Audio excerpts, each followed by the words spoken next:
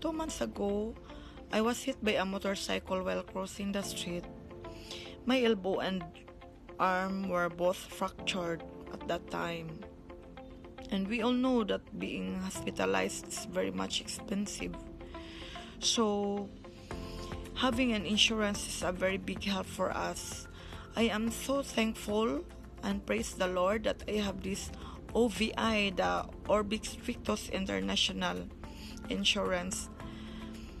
I got the check reimbursement that I am using now for my PT rehab and x-rays every month. My doctor advised.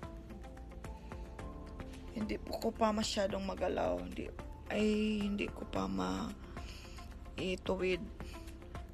So I am very much thankful to we must get insurance. We must, especially for our health. Thank you. More power and God bless.